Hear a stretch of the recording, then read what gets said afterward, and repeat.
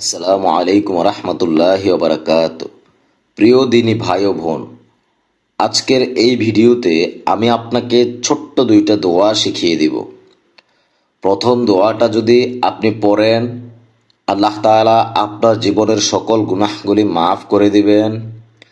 এই চোখ দিয়ে যত গুনাহ করেছেন, এই মস্তিষ্ক চিন্তা ভাবনা দিয়ে যত গুনাহ করেছেন, হাত দিয়ে যত গুনাহ করেছেন, কান দিয়ে যত গান শুনেছেন, যা কিছুই করেছেন না কেন, আল্লাহ তাআলা সকল গুনাহ মাফ করে দিবেন।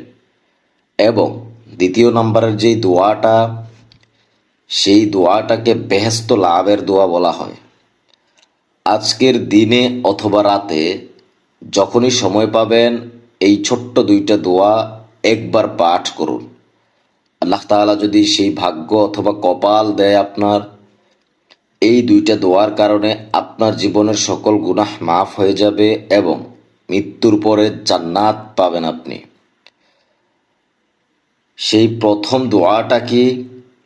যেই দোয়াটা গুনাহ মাফের দোয়া, এই দোয়াটা আপনি যখনই সময় পাবেন একবার পাঠ করবেন। দোয়াটা কি?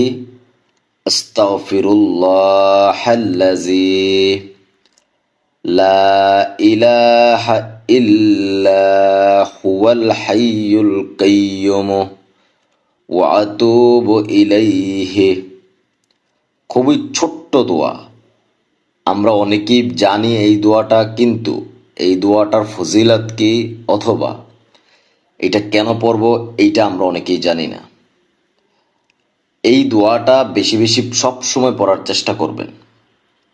ওই জাহান্নামের আযাব বড় ভয়ঙ্কর আযাব। নবী করিম সাল্লাল্লাহু আলাইহি ওয়াসাল্লাম আয়েশা রাদিয়াল্লাহু তাআলাকে ডেকে বললেন, হে আয়েশা, ওই জাহান্নামের আযাব যে কতটা ভয়ঙ্কর তা তুমি কল্পনাও করতে পারবা না। একটু চিন্তা করেন, বালিশের সাথে মাথাটা লাগায়া শুধুমাত্র 1 মিনিট ভাবেন কি এমন আমল করেন এই দুনিয়াতে, অথবা কি এমন আমল করেছেন যেই আমলের কারণে আল্লাহ তাআলা মৃত্যুর পরে আপনাকে জান্নাত দান করবেন, ওই জাহান্নাম থেকে বাঁচাবেন। আল্লাহ তাআলা বলেন, আমার সাথে যারা মোলাকাত করতে চায় তাদের জন্য দুইটা রাস্তা। 1 নাম্বার, নেকওয়ালি বাক্যে আমল করা। 2 নাম্বার, শিরক না করা। এখন আপনি নেকওয়ালি বাক্য কোথায় পাবেন? হাদিস থেকে এবং কোরআন থেকে আমরা খোঁজে খোঁজে বের করে এই চ্যানেলে প্রত্যেকটা নেকওয়ালি বাক্য, দোয়া এবং আমলের কথা বলে থাকি। আমরা ভিডিও আকারে দিয়ে থাকি, যেগুলো আপনার জীবনের জন্য খুবই গুরুত্বপূর্ণ। আল্লাহ তাআলা আপনাকে সর্বশ্রেষ্ঠ জীব করে এই দুনিয়াতে পাঠিয়েছেন। নবী করিম সাল্লাল্লাহু আলাইহি ওয়াসাল্লাম সর্বাবস্থায় আমাদেরকে দোয়া শিখিয়ে দিয়েছেন। সর্বশ্রেষ্ঠ জীব হিসেবে আপনার উচিত খুঁজে খুঁজে এইসব দোয়া এবং আমলের ভিডিওগুলো দেখা এবং শিখা। সেই সাথে নিজে তো আমল করবেনই, পরিবারের সকলকে আদেশ দিবেন এই আমলগুলো করার জন্য। শেয়ার করে দিয়ে পরিবার পরিজন যারা আছে সবাইকে দেখার সুযোগ করে দেন, শিখার সুযোগ করে দেন। বেহেশতের সংখ্যা, সুখ শান্তি ও কৃতকর্মের ফলাফল অনুসারে বেহেশতে টোটাল 8টি সংখ্যা। 1 নম্বরে জান্নাতুল ফেরদাউস, জান্নাতুল নাঈম, জান্নাতুল মাওয়া, জান্নাতুল খুলদ, দারুস সালাম, দারুল কারার, জান্নাতুল আদন, ইল্লিয়িন। এই 8টা হচ্ছে জান্নাতের সংখ্যা। দুনিয়াতে 5 ওয়াক্ত নামাজের সাথে সাথে হারামকে বর্জন করুন। প্রতিদিন কিছু সময় কোরআন তেলাওয়াত পাঠ করেন এবং সারাদিন ইস্তিগফারের সাথে কানেক্টেড থাকেন। ইনশাআল্লাহ এই 8টি সংখ্যা আপনার জন্য অবধারিত হয়ে যাবে, আখিরাতের জন্য যথেষ্ট হয়ে যাবে। চলেন ছোট্ট একটা দোয়া করি। আল্লাহুম্মা আমিন। রব্বানা যালামনা আনফুসানা ওয়া ইল্লাম তাগফির লানা ওয়া তারহামনা লানাকুনান্না মিনাল খাসিরিন। হে রব্বুল আলামিন, মালিক, আপনি তো আমাদের রব, আমাদের পালনকর্তা, সৃষ্টিকর্তা। জগতের সকল প্রশংসা আপনার। হে আল্লাহ, আপনি তো আমাদেরকে পালন করেন রব্বুল আলামিন। যা কিছু দেখতেছি, যা কিছু খাইতেছি, যা কিছু পড়তেছি, সবই আপনার দেওয়া। সকল প্রশংসা আপনার। লা ইলাহা ইল্লাল্লাহ মুহাম্মাদুর রাসূলুল্লাহ সাল্লাল্লাহু আলাইহি ওয়াসাল্লাম। হে আল্লাহ, অনেক আশা নিয়ে, অনেক গুনাহ নিয়ে, পাহাড় পরিমাণ গুনাহ নিয়ে আপনার দরবারে আমরা হাত বাড়াইছি আল্লাহ। হে আল্লাহ, যে যে অবস্থাতেই আছে, যারা এই ভিডিওটা দেখতেছে রব্বুল আলামিন, আপনি তাদের জীবনের সকল গুনাহগুলি মাফ করে দিয়েন রব্বুল আলামিন। শয়তানের ওয়াসওয়াসায় পড়ে চলতে ফিরতে, হাঁটতে বসতে আমরা কত গুনাহ করি, যেই গুনাহ যদি আমাদের কাছে জবাব চাওয়া হয়, আমরা সেই জবাব দিতে পারবো না।